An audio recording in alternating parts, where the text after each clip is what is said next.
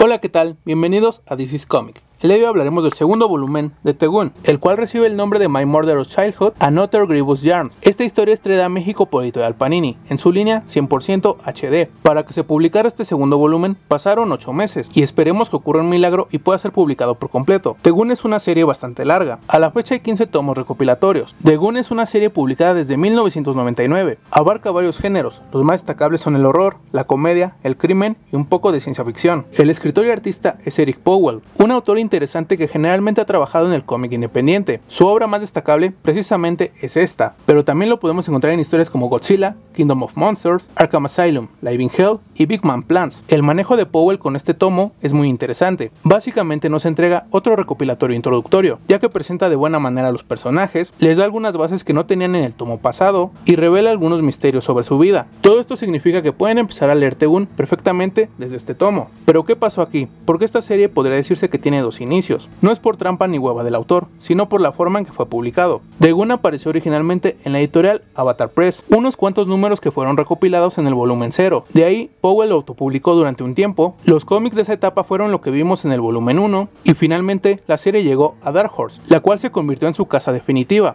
y ese arranque en la editorial del Caballo Negro es lo que nos encontramos en este tomo. My Murderous Childhood recopila 4 números, más una pequeña historia extra. Además de todo el trabajo de Powell, nos encontramos con un pequeño aporte de Kyle Hotz y apoyo en algunas partes del color por parte de Robin Powell, Shane Corbett y Barry Gregory. Cada uno de los capítulos es autoconclusivo y a grandes rasgos podría decir que presenta 3 tipos de historia: las que aportan a la trama general, las que nos dan bases para el desarrollo de los personajes y las que solo son para disfrutar un momento. El primer capítulo nos revela la infancia de Tegún, cómo es que entre comillas comenzó a trabajar para un criminal muy famoso llamado Labracio y a partir de eso construyó su futuro. Posterior a ello, en el presente de la serie veremos una de las principales preocupaciones de Tegún. Como descubrimos en el tomo 1, en el barrio en el que vive está un sacerdote zombie. Este maneja hordas enteras de estos seres putrefactos. El ejército zombie de ese sacerdote es creado a partir de unos cadáveres que le lleva una familia, la familia Grips, unos seres muy peculiares que le causarán problemas. Este capítulo sirve para revelarnos bases de los personajes y avanzar la trama. El capítulo 2 está un poco más apegado a la ciencia ficción. Nos presenta un personaje nuevo, llamado el Doctor Aleación. Este doctor es un científico que tiene una visión bastante oscura de la vida. Por ello hace cosas que está convencido que están bien y que el resto de las personas ven mal. Por ejemplo, casi provocar la desaparición de la raza humana. En pocas palabras, este personaje es como Dotgeek. Cuando es liberado de la cárcel, decide que para poder compartir su visión, debe recuperar credibilidad. Así que cuando se entera de la existencia de Tegún, no duden en detenerlo. Recordemos que nuestro protagonista es una mezcla extraña entre antihéroe y criminal, por lo que el plan del Doctor Aleación tiene mucho sentido. Previo a su enfrentamiento, Powell sigue desarrollando a Tegún y siembra semillas importantes para el futuro de la serie. Este es un número muy divertido y que está enfocado en hacer crecer la trama general. El capítulo 3 nos lleva directamente al pasado del personaje, y Powell lo comienza de una forma espectacular, abriendo y cerrando la historia a base de fotografías.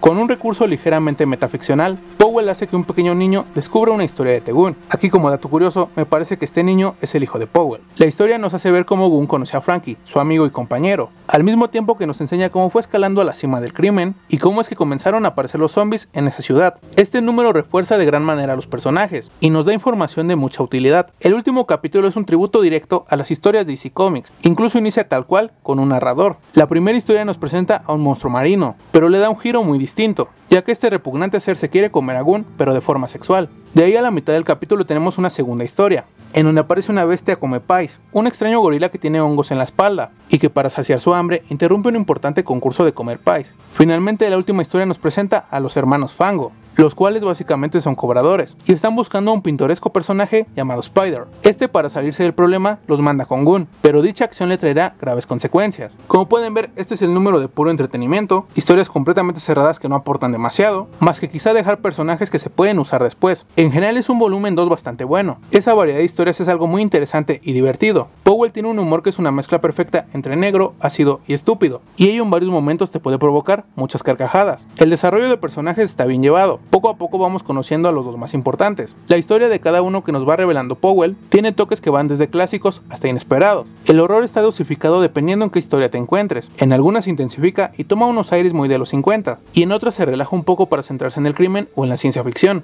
El ritmo casi es excelente, se lee muy rápido y se disfruta mucho. El apartado artístico indudablemente es destacable. Powell tiene una narrativa muy buena, realiza diseños de personajes y fondos muy interesantes, refleja bien el tono de la historia y el comportamiento de cada uno de los personajes, y consigue viñetas muy atractivas. Los colores a lo largo de la historia están bien llevados, se nota cuando hay un cambio y tiene una razón de ser. Finalmente seguimos contando con un detalle muy interesante. Entre los capítulos o en ciertas partes importantes, Powell mete una especie de comerciales, los cuales le aportan algo a la historia o simplemente te ambientan en la época de las raíces de Powell. The-Goon es una historia como muy pocas, es muy recomendable, sobre todo si te gustan los distintos manejos que ha tenido el horror a lo largo de los años. Tú dime en los comentarios qué opinas de este autor, de la historia y todo lo que quieras. Sigue en This Is Comic.